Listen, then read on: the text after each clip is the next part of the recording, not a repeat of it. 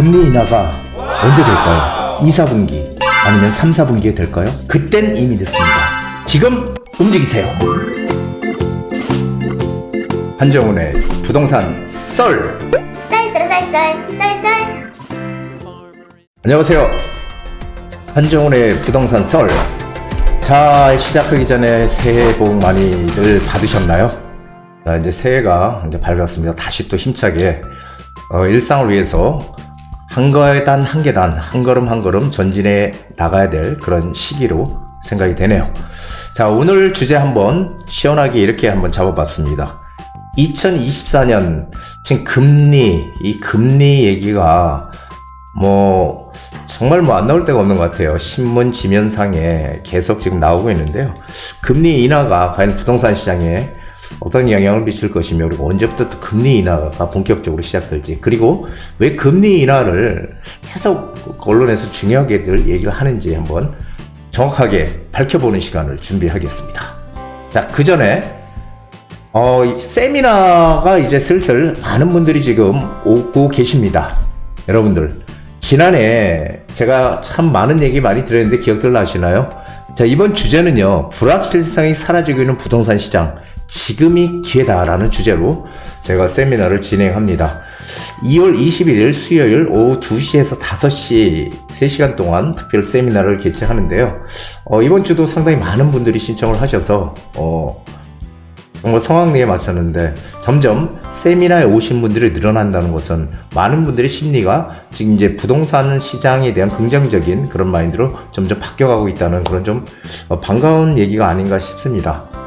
자, 그래서 저와 우리 윤민국 본부장이 세미나를 진행을 합니다. 자, 금리 인하가 그러면은 지금 언제쯤 될 것이며, 금리 인하에 대해서 한번 우리가 좀 다시 한번 살펴보도록 하겠습니다. 자, 이런 기사들이 지금 쭉 나오고 있어요. 여러분들 관심 있게 보셨나 모르겠지만, 자, IMF 총재 세계 경제 연착륙 매우 확신, 금리 인하 올 것. 보스틱 총재 올 여름 중 첫 금리 인하 기대, 여름 중에 기대한다, 이렇게 얘기를 했고요. 미 연준 이르면 3월 금리 인하 전망, 금냉 부동산 시장 온기, 이렇게 돼 있는데 3월에 금리 인하를 한다는 얘기들이 많이 나오니까 어떻게 됐어요? 파월 의장이 3월에 기준금리 인하 없다. 예. 한마디로 물가가 2%까지 갈 때까지는 기준금리 인하 없다. 되게 찬물을 확 끼얹는 발언을 했죠. 그런데 여러분, 제가 늘 말씀드리지만 이렇게 생각해 보셔야 돼요. 금리를 사람들이요, 이 대중이 야, 금리 인하 할 거야, 금리 인하 하지? 그렇게 되면은 미국의 가장 큰 걱정거리가 뭐예요? 소비자 물가가 너무 높다는 거잖아요. 그래서 그 소비자 물가를 잡기 위해서 금리를 계속 올린 거잖아요, 여태까지. 근데 금리가 지금 3%대로 낮아졌어. 금리를 안 내릴 거야 했을 때는 이 유동성이 줄어들잖아요. 돈이 씀씀이도 줄어들고, 그러다 보니까 이 소비를 줄이게 되는데, 금리 인하할 거야 라고 하게 되면 소비가 막 늘어나죠. 그럼 다시 또 물가가 오를 수 있어요. 그렇기 때문에 계속해서 연준에서는 금리 인하 안 해, 금리 인하 시기상조야, 이런 얘기로 자꾸 경각심을 주는 겁니다. 믿거나 말거나. 근데 시장에서 사람들의 생각은 어때요? 사람들 생각은 금리 인하 할 거야, 당연히 할 거야, 이렇게 생각을 한다는 거예요, 이게 지금. 그래서 이 기사는 3월은 아니지만 저는 확신을 하고 있는 게 6월 이전에 금리 인하 할 것이다라고 동영상에서도 말씀드렸지만은 계속해서 제가 얘기 드리고 있는 거죠. 자, 여기도 똑같은 얘기예요. 12일 아랍에미레이트 두바이에서 열린 세계 정부 정상회의에서 크리스탈 게오르기 에바 국제통화기금 총재 세계경제 연착륙 매우 확신. 그리고 10일날 CNN 단독 인터뷰에서는 애틀란타 연방준비은행 총재가 현재 3% 수준인 인플레이션 상승세가 연말에는 2%로 갈 것이다. 미국 기준금리 2%가 목표잖아요. 근데 사실은 2%가 왜 목표인지에 대한 건 없어요. 그냥 2%야. 그러니까 우리도 따라서 2%까지 물가가 안정돼야 된다, 이런 얘기를 하는 것 뿐입니다. 그래서 지금 미국도 이 기준금리 목표치를 상향시켜야 되는 거 아니냐, 3% 정도로 올려야 되는 거 아니냐, 그런 얘기도 지금 나오고 있는 상황이죠. 그래서 이런 CNN의 단독 인터뷰에 비추면은 첫 금리 인하는 아마도 여름쯤 될 것, 이렇게 지금 돼 있죠. 자, 그리고 올해 미국의 기준금리 인하 기조가 나타날 것으로 전망. 부동산 프로젝트 파이낸싱, 우리가 소위 이제 PF라고 얘기하는 건데요. 이 건설사들 상당히 지금 위기에 처해 있는데, 부동산 프로젝트 파이낸싱 사업에 숨통 트일 것이라는 분석. 금리가 기준금리 내려가면은 당연히 이자가 내려가죠. 이자 부담 상당히 크잖아요. 그렇기 때문에, PF 사업도 숨통이 틀 것이다. 이런 얘기죠. 자, 여기 보시면은, 제가 뭐, 지지난주에도 얘기를 드렸죠. 제가 확신한다. 금리 6월 이전에 분명히 2분기 내로 내릴 것이다 라는 얘기를 했어요. 그때 언제 얘기했냐면요. 본래는 3월에 기준금리 인하 가능성이 있다 이런 얘기 많이 나왔잖아요. 미국 기준금리. 그런데 3월에 인하 가능성이 별로 없을 것 같아요. 3월에 절대 안 해 하고 파월 연준 의장이 얘기했을 때 전 감을 잡았습니다. 6월 2분기에는 무조건 할 것이다. 6월 이내.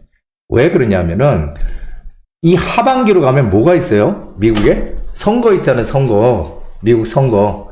선거가 11월 5일 날 있어요. 근데 지금 공화당의 트럼프 대통령이, 전 대통령이죠. 후보로 나오는데 거의 확실하죠. 후보로 나오는데 지금 연준에서 금리 인하를 빨리 해야 된다고 계속 얘기를 강하게 하고 있는 사람이 트럼프예요. 그래서 이게 시기가 늦어지잖아요. 11월 쪽으로 이렇게 시기가 늦어져서 올 여름 이렇게 이로 가면은 선거랑 같이 이렇게 붙어 있기 때문에 상당히 선거에 영향을 줄 수 있다라는 겁니다. 그래서 그 이전에 미리 금리 인하를 결정할 것이다라는 게 제 생각이에요. 아닐까요? 제 생각이 맞을 겁니다. 아마. 그래서 이때 보면요. 이 10명이 전문가들이 10명이 얘기한 거죠. 투자 금리 인하를 언제 할 것인가. 그랬을 때 1분기에 2명, 10명 중에 1분기에 2명, 2분기에 7명, 3분기에 1명, 이렇게 돼 있었거든요. 그래서 10명인데, 지금 어떻게 돼 있냐면요.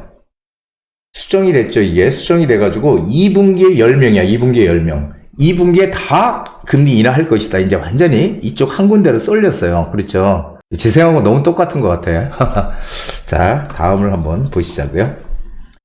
글로벌 투자은행 10곳. 글로벌 투자은행의 전문가들입니다. 투자은행 10곳이 만장일치로 미국의 기준금리 인하 시점을 올해 2, 4분기로 예상했다.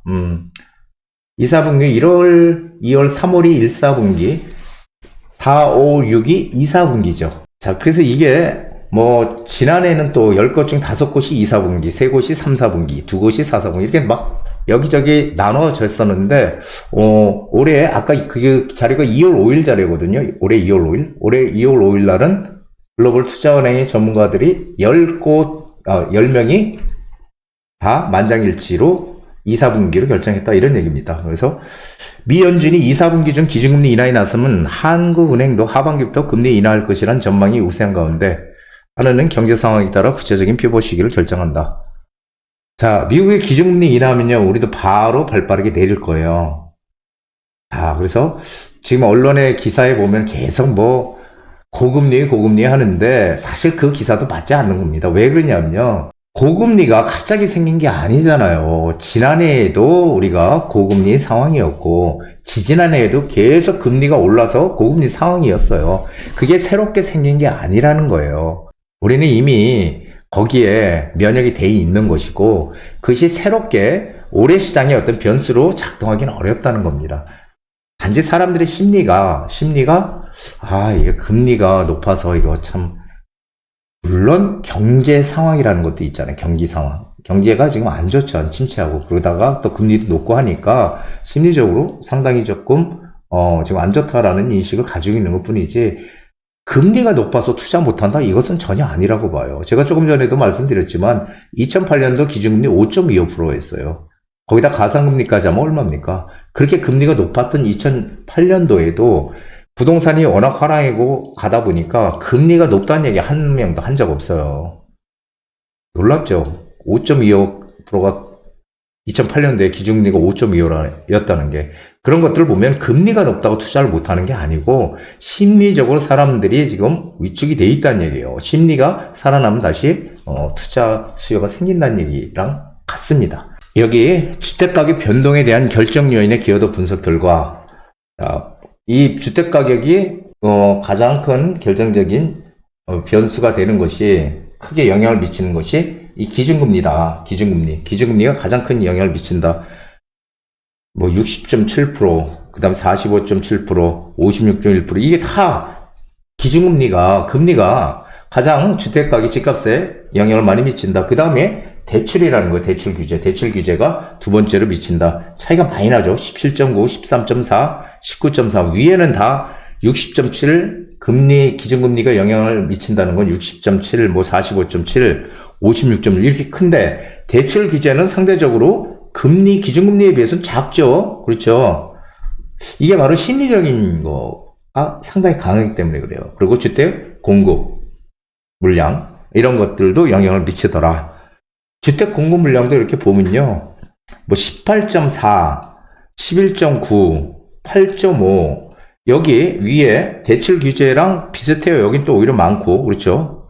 거의 비슷한 그런 수준의 기여도를 가지고 있다는 거죠. 가장 큰 건 뭐예요? 기준금리가 어떻게 되느냐가 주택가격에 크게 변동을 미친다. 국토연구원에서 2023년 1월 달에 이렇게 지금 얘기를 한 것입니다. 미국 금리 인하가 경제에 미친 영향은 뭐예요? 여기 보시면은 제가 여기 써놨지만 미국의 금리 인하가 시작되면 이 저금리를 통해서 달러 가치가 떨어지잖아요. 좀 달러 강세 현상이 벌어지니까, 그러면은 수출에서 우리가 경쟁력을 또 갖게 되는 거고요. 그리고 모든 전 세계 나라들이 또 우리나라도 마찬가지고 기준금리를 역시 내릴 수밖에 없어요. 그렇죠. 자, 기준금리가 인하가 되면은 이 시중금리도 인하가 되는 것이고요. 예금 이자는 줄어들지만 대출금리는 낮아져서 시중에 돈이 많이 풀리는 유동성 효과를 준다는 거예요. 그래서 주택시장과 이 주식시장, 부동산 시장의 유동성이 확대가 된다. 그래서 제가 제 유튜브에 아마 그런 내용이 어딘가 있을 거예요. 지난해 12월 달인가? 그때 제가 유튜브에 올렸던 그런 게 있거든요. 미국이 1월이 변곡점이 될 것이다. 1월이.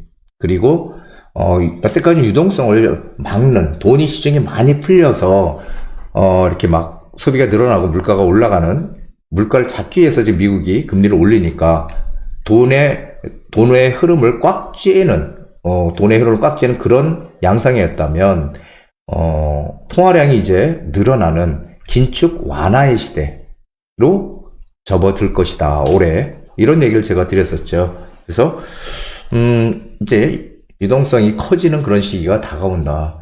부동산에 영향을 미치는 것들 많아요. 그렇죠? 심리적인 요소, 정책, 방향, 그리고 뭐, 금리, 유동성, 돈이 얼마나 시중에 많이 풀리냐. 여러 가지 그런 요소들이 많은데, 그 중에서 가장 큰 게 또 심리적인 요소가 가장 크다고 보여져요. 그래서 어쨌든 금리 인하가 전 세계 경제에 미치는 영향, 우리나라와 전 세계에 미치는 영향은 상당히 클 것이다. 그래서 이제는 유동성이 커지는 양적 긴축에서 지난해, 지지난해는 양적 긴축에서 올해 1월이 아니고 미국의 기준금리를 인하하는 그 시점, 저는 2, 4분기로 보고 있는데요. 2분기 6월 이내.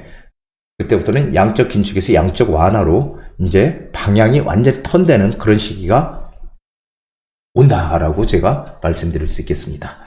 자, 기준금리 인하와 주택시장 영향. 금리 인하는 당연히 뭐 우리 집 살 때 다 대출 받잖아요. 그러니까 대출의 이자에 대한 부담이 줄어드는 거고요. 그렇게 되면 또 구매력도 또 살 수 있는 그런 구매력이 늘어나는 거고, 그렇게 되면 매매 수요도 늘어나고요. 가격도 올라가겠죠. 너무 당연하죠. 자, 그렇다면 금리 인하가 되면 금리 인하는 돈이 많이 시중에 풀리게 되고, 그리고 그 돈들이 이 자산시장으로 유입이 될 것이고요. 그럼 부동산 투자 수요도 확대가 되고 가격도 올라가는 기준금리 인하의 그런 영향들은 사실 주택시장에 상당히 좋은 영향을 미칠 것이다라고 저는 생각이 됩니다.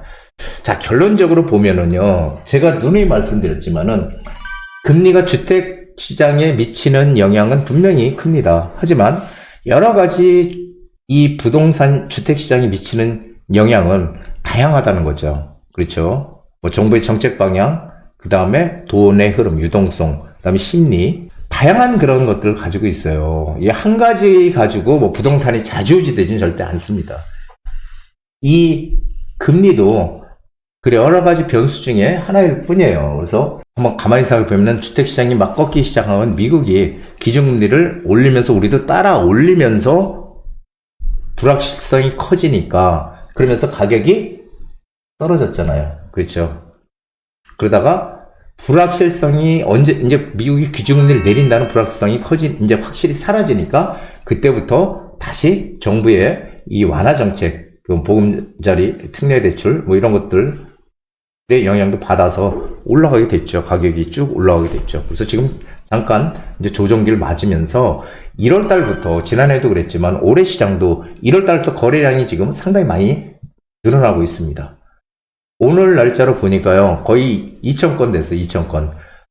12월 거래량을 보니까 한 1,800 몇 건이었거든요. 근데 벌써 2,000건이 돼서 12월 거래량을 넘어섰습니다. 아직도 1월의 거래량은 2월 말이 돼야지 다 집계가 되는 거예요. 그렇게 되면은 1월 거래량이 2월 말에 집계했을 때 한 2,500건 안팎이 되지 않을까, 저는 그렇게 예상을 지금 하고 있습니다. 그래서 1월이 변곡점이 확실히 되는 것 같습니다. 자, 그리고 지금 사실 그 금리가 인상이 돼서 우리가 사실 집값도 떨어지고 사람들이 이거 뭘 못해. 물론 정부의 아직 그런 정책에서 풀리지 않은 규제 정책들이 많이 있는 것도 맞죠. 뭐 취득세라든지 양도세 중과라든지 이런 게 원천적으로 풀리지 않았기 때문에 다주택자에 대한 것들도 마찬가지고요.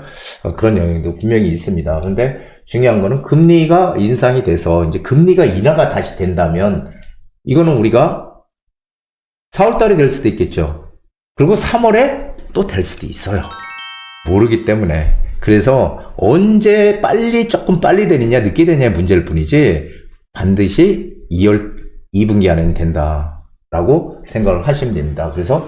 그리고 또 가장 중요한 것은 지금 입지마다 어떤 지역마다 공급량이 똑같나요? 똑같지 않아요. 여러분들이 생각해 보셔야 될 게 올해의 최상의 선택은 서울이에요. 왜 그러냐면은 서울의 공급 물량은 앞으로 몇 년 동안 계속 없어요.